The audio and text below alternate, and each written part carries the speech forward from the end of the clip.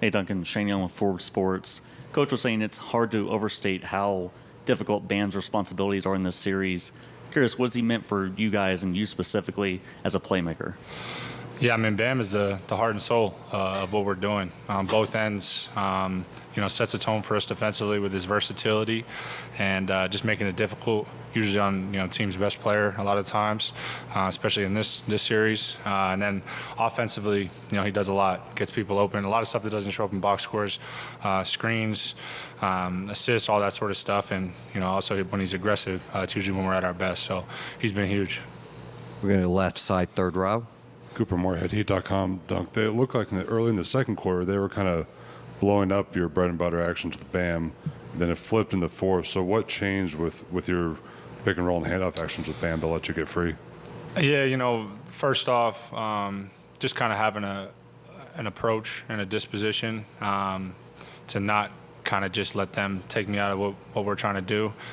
So that's a start. And also just kind of doing it with the brain as well. And, not just going out there mindlessly and just trying to run off a handoff, but instead just being a little bit more patient, a little bit more thoughtful with it. So, was able to get open in large part because of good screens and good passing. On the right side, fourth row. Tim Reynolds, Associated Press. Dunk, do you remember anything specific that was said in the huddle going into the fourth? I mean, you guys have kind of lived in that sorry, Dunk. My bad. You guys have kind of lived in that situation all year, having to pull games out late. It's like second nature for you guys. Was there anything special about that huddle, or was it just more of the same because it's kind of the story of your year?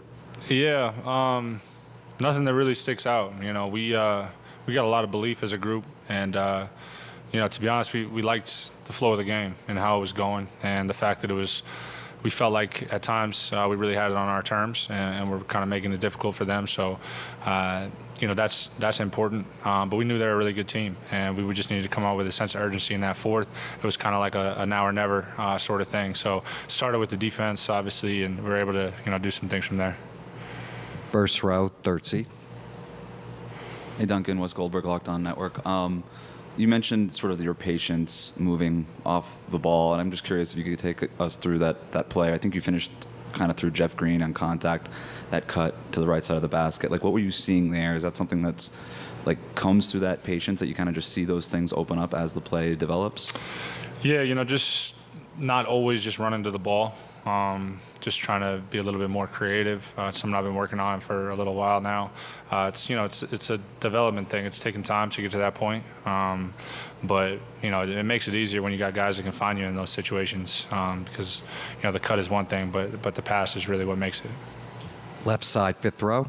Hey, Duncan, Pat Graham, Associated Press. You didn't take a shot through three quarters, and then you had that stretch in the fourth where you couldn't miss. I guess, did you find your rhythm then, or can you take us through that little stretch you had to kind of get this team back on track?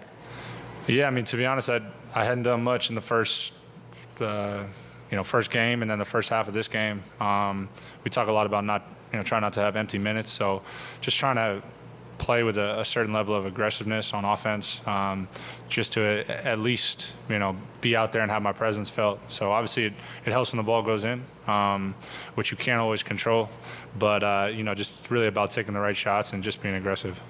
Going to go to right side, fourth row. Peter Brown with The Athletic. Duncan, I'm curious, Max Strus also had a tough game one. He comes out, makes a few big threes early. Just how encouraging was that for the team, and can seeing one guy get going be contagious for the rest of the roster?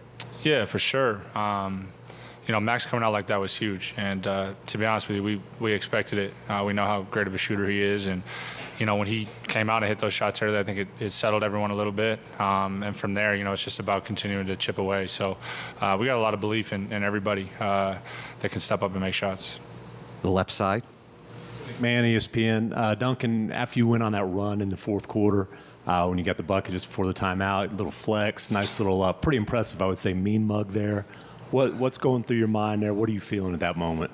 I surprised myself with the fact that I pulled that one out. That was not premeditated at all. That was a spur of the moment sort of thing. Truth be told, I don't get a lot of moments throughout the season to break that one out.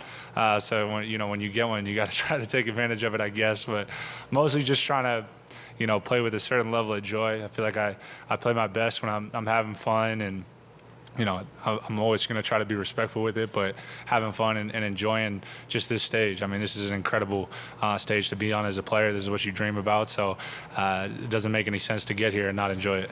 Going to take two more questions. Third row, left side. Ethan Skolnick, 5 Reasons Sports. Duncan, just to follow on that question, with everything that you've kind of dealt with over the past couple of years, in and out of the rotation, maybe confidence at times, how gratifying is it, and how much of sort of the emotion we've seen from you as a result of that be contributing on this stage? Yeah, it's certainly gratifying. It gives you a newfound perspective and appreciation just for opportunity and this journey, understanding that you kind of go through stretches where you're going to have challenges and you're going to have to deal with adversity and overcome it. And it's not always storybook in that sense, and you don't always get what you want, and just kind of learning how to deal with that and push through that. I think obviously it makes moments like this more enjoyable, but I think it also just makes you more grateful to have opportunities on this stage. So try not to take it for granted, and just go out there and enjoy myself and have fun, and try to help this team win games.